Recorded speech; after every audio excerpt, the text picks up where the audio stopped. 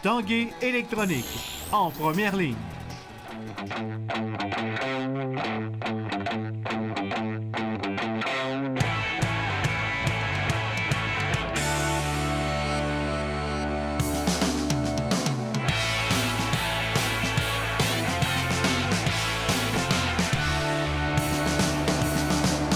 Ici Carl Larouche, bienvenue à l'Esprit sportif. En ce lundi, au menu, on revient sur cette belle victoire, ici même hier, du club de football Rouge et Or face aux Stingers de Concordia. Également sur le week-end parfait sur la route pour les Remparts de Québec. Mais d'abord, parlons de basketball universitaire. Les étudiants athlètes du Rouge et Or qui vivront toute une expérience unique au cours des 3 prochaines semaines. Ils quittent dans 2 jours pour la Chine.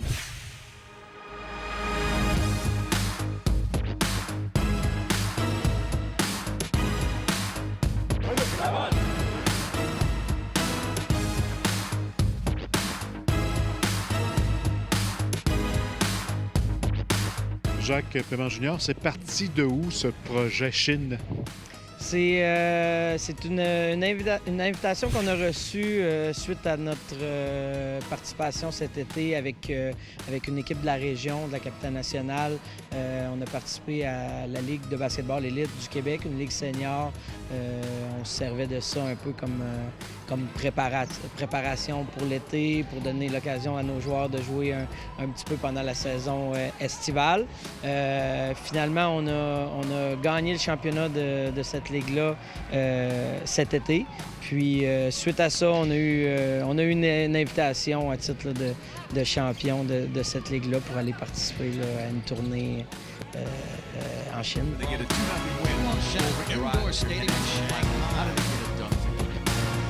Ça va ressembler à quoi comme périple en Chine?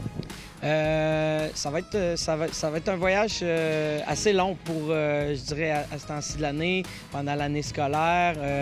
Ça va être une vingtaine de jours, une dizaine de matchs.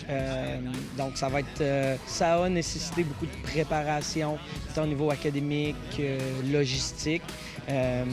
Mais on est fin prêt, on part mercredi, puis je pense que ça va être vraiment une bonne occasion de se souder comme groupe, comme équipe, de se préparer côté basket, puis ça va être une expérience culturelle extraordinaire aussi pour nos gars. On va être 3 équipes, une équipe nous, une équipe du Brésil, une équipe des États-Unis qui vont faire partie de la tournée contre des équipes en Chine.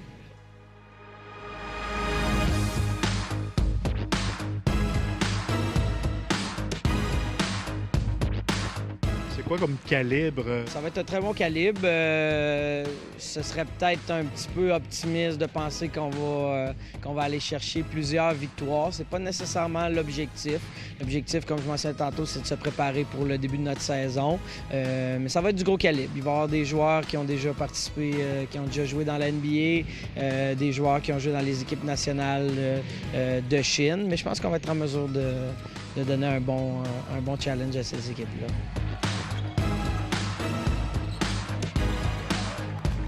Vous avez ajouté quelques joueurs pour vous donner un coup de main.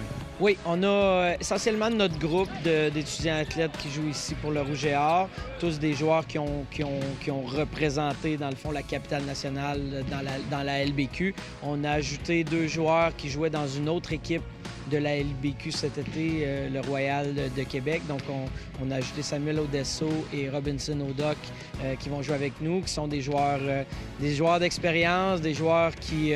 Sam est un ancien du Rouge et Or, donc ça va nous permettre d'élever notre calibre, le calibre de notre équipe un petit peu pour être compétitif. C'est sûr que c'est vraiment excitant. Ça fait environ 2 mois qu'on attend le voyage. Je compte les jours après jour, donc dans 2 jours, c'est vraiment excitant. Là, on va jouer contre des grosses équipes.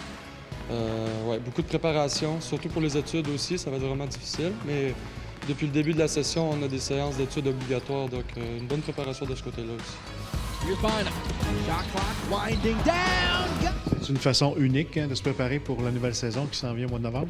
Je dirais que oui, parce que voyager en Chine, jouer du gros basket, si je peux dire ça comme ça va vraiment nous aider pour ensuite commencer la saison au Québec.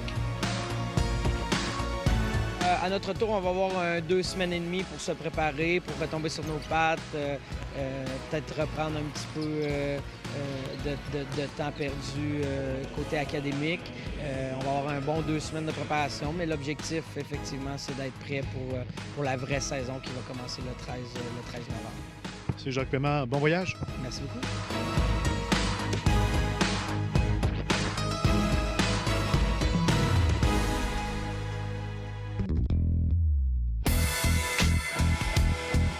Les Remparts de Québec ont connu un week-end parfait sur la route en remportant des victoires à Victoriaville vendredi et à Sherbrooke dimanche. Face aux Tigres, les Remparts ont conservé leur avance en troisième période grâce, entre autres, aux arrêts de Callum Booth et ont signé une victoire de 3-2.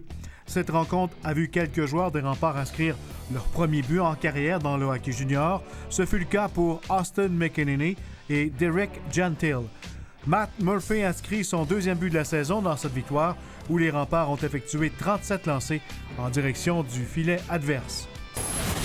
Dimanche, à Sherbrooke, Mathieu Boucher a inscrit 2 buts, dont celui de la victoire en fin de troisième période, pour permettre aux Remparts de signer une deuxième victoire de suite et battre le Phoenix 6-5.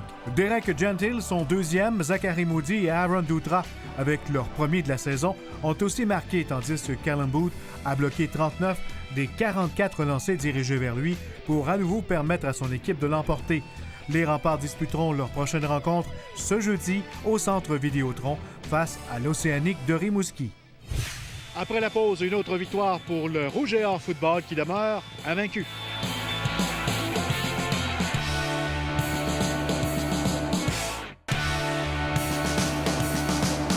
Revenons maintenant sur cette 5e victoire d'affilée du club de football Rouge et Or hier sur ce terrain. 42-27 contre les Seniors de Concordia. Une victoire marquée par un nouveau record du football universitaire québécois, signé Tyrone Pierre. 311 verges de gain par la voie des airs. Deuxième essai et 6 verges à franchir. La passe selon des lignes de côté. La passe est captée. Langevin qui regarde au centre et la longue passe est complétée. Tyrone Pierre au 40. Tyrone Pierre à la ligne de 20 vers la zone des buts. Touché. Richard la passe dans la zone des buts et c'est complété pour le toucher. C'est terminé. Victoire du Rouge et Or. Le Rouge et Or demeure invaincu. Une fiche de 5 victoires, aucune défaite. C'est le duo composé du carrière Marc-Antoine Langevin et du receveur de passe Tyrone Pierre qui a fait la différence dans cette 5e victoire cette saison du Rouge et Or, alors que le carrière Langevin a complété 28 de ses 34 passes pour 402 verges de gain. Et Tyrone Pierre, lui, a établi un nouveau record de la Conférence Québec qui datait de 1980 avec 312 verges de gain par la voie des airs. Tout roulait pour toi aujourd'hui. Irais-tu jusqu'à dire que c'est le match de ta carrière au niveau universitaire à tout le monde? En ce moment, oui, mais c'est juste mes entraîneurs m'ont donné une chance à jouer puis à faire des jeux pour mon équipe puis à contribuer. Alors, tout le succès, ça va à eux. Est-ce que c'est le genre de match où, dès les premiers instants, les premières réceptions, tu sentais que ça allait y être, ça allait être un bon match pour toi? Honnêtement, je voulais juste jouer pour mon ami. Il est malade, puis ce match-là, c'était pour lui. Puis ce matin, j'ai prié, puis je voulais juste jouer pour lui. Puis pour mon équipe aussi. Tu parles de ton ami, c'est? Matthew Cook. En ce moment, il est sur life support, puis il a la misère. Alors, c'était un jeu très émotionnel pour moi, puis je voulais juste bien jouer pour lui, bien performer pour mon équipe. Langevin qui regarde au centre et la longue passe est complétée. Tyrone Pierre. On a distribué le ballon quand même à plusieurs receveurs aujourd'hui, mais la chimie semblait particulière avec Tyrone. Ouais, ben en fait, c'était pas vraiment prévu, ça juste à donner comme ça, mais ouais, il a connu une excellente partie. Je pense que c'est un record d'équipe. C'est vraiment incroyable. La Conférence Québec, c'est incroyable. Puis aujourd'hui, on avait un bon plan de match qu'on exécutait pratiquement à la perfection. On a manqué des bonnes chances, mais en l'ensemble, on est satisfait de l'offensive. Comment t'expliques le succès de Tyrone Pierre aujourd'hui? Tyrone, c'est un super bon athlète. C'est comme je dis, je vous montre que si on sort de la province pour du recrutement, c'est soit au besoin d'une position spécifique ou un grand talent. Et moi, je croyais que ça valait la peine de recruter Tyrone parce que c'est un gros gabarit, il est très athlétique et très rapide. Le numéro 4, Hugo Richard, rentre dans la mêlée. Blessé depuis la deuxième semaine, victime d'une commotion cérébrale, le carrière numéro 1 du Rouge et Or, Hugo Richard, a fait un retour au jeu au 4e quart et la conclusion a été positive. Les gars ont super bien supporté, le stress n'était pas là. On a été capable de bien bouger le ballon à plusieurs reprises, alors ça fait du bien. On amène un blitz. Langevin qui remet à Maxime Boutin. Boutin des bloqueurs devant lui, vers la zone des buts pour le toucher. Aujourd'hui, ça a été une bonne journée pour nous à l'attaque. Marc-Antoine Langevin a enlevé beaucoup de fardeau sur mes épaules avec un superbe match. Alors, c'est sûr qu'on ne peut pas souhaiter mieux de sa part. Puis pour moi, j'ai vu du terrain, j'ai le garde de lancer quelques ballons, de me remettre dans le jeu, alors ça a été super bon. Content de ce que tu as vu d'Hugo Bouchard? Oui, c'était important pour nous. Moi, pour le final, je voulais qu'ils prennent les répétitions, bonnes ou mauvaises, mais je ne voulais pas que les premières répétitions soient vraiment un mois plus tard et à Montréal. Donc, c'est bon qu'il ait pris un peu pas d'expérience, mais pris des répétitions ici. De jeu au sol. Richard la passe dans la zone des buts et c'est complété pour le toucher. Concordia s'attendait peut-être à plus de jeux au sol. Puis, vous avez un peu modifié les choses. En tout cas, vous avez surpris offensivement par la voie des airs. Oui, mais ça fait 2 fois que Concordia nous donne des fronts défensifs qui c'est plus propice à la passe. Donc, je pense que le coach Chevreuil a dit qu'il y a eu une couple d'erreurs de couverture qui nous ont pris avantage. Donc, ça nous a aidé. Mais souvent, les équipes vont nous forcer à passer, surtout qu'un carrière réserviste, je pense qu'il est quand même très, très bien. Donc, pour moi, je m'attendais à ce que ce soit comme ça. En fait, c'est sûr qu'ils s'attendaient à ce qu'on court beaucoup le ballon. Puis finalement, on a passé. On a bien couru à la fin de la partie. On est content, mais c'est sûr qu'on aurait peut-être aimé faire mieux sur la course.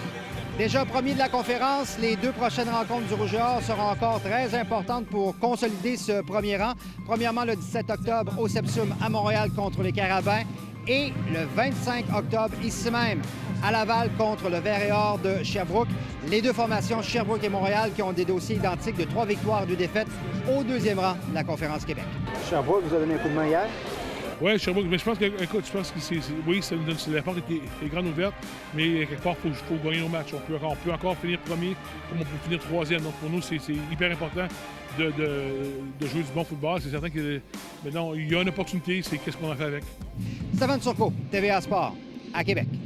Voilà, c'était l'Esprit sportif pour aujourd'hui. Je vous rappelle que vous pouvez revoir toutes nos émissions en vous rendant sur le site Facebook L'Esprit sportif. Bye-bye, à demain.